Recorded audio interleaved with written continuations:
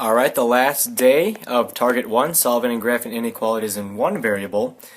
We will actually use multi-steps in order for us to solve these inequalities today.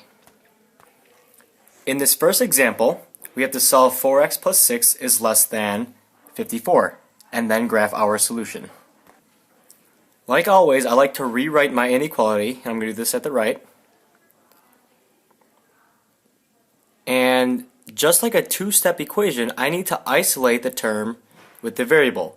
So what needs to get out of the way, I guess, from the left side is that positive 6. So the inverse operation of a plus 6 is a negative 6. So I'm going to subtract 6 from both sides and simplify.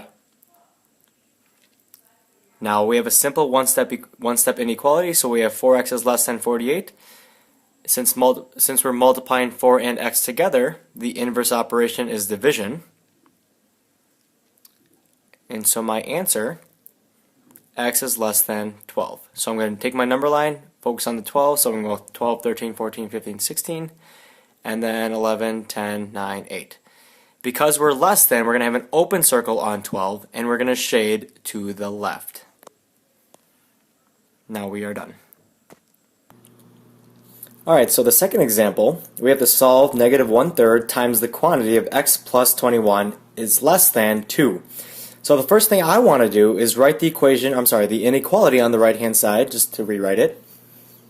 I like a lot of space to work with. And within the parentheses is our variable x. Now what I would like to do is don't worry about what's inside the parentheses just yet. I want to get rid of that negative 1/3. So what I've learned is that I need to multiply both sides by the reciprocal of negative 1/3 to both sides, which is a negative 3 over 1. And when I simplify it, my negative 1/3 is simplified into 1, so that all I'm left with is an x plus 21 is less than, is greater than, because we do flip the sign when we multiply that negative number, negative 6. So x plus 21 is now greater than negative 6, so to finish it off, subtract 21 from both sides, we get x is greater than 27, negative. So in my number line, I'm going to number it appropriately, starting with negative 27, and then count down as it gets positive, more positive to the right and more negative to the left. And we will have an open circle on negative 27, and we will shade to the right. Alright, these next two you try nows, I want you to legitimately try on your own, and pause the video, and in about, whenever you're finished, press play again and the answers will appear. I do want you to pay close attention to what we do in number 2, and those are special cases that you should look out for when you solve an inequality. So pause the video and check it out. Alright, those are your two answers.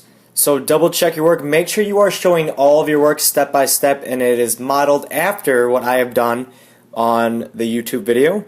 And if you have any questions, make sure you write them down. Make a little side note here or even on the sides here so that you remember to ask them the next day in class. Like always, you guys are great. Thanks for watching and have a good night.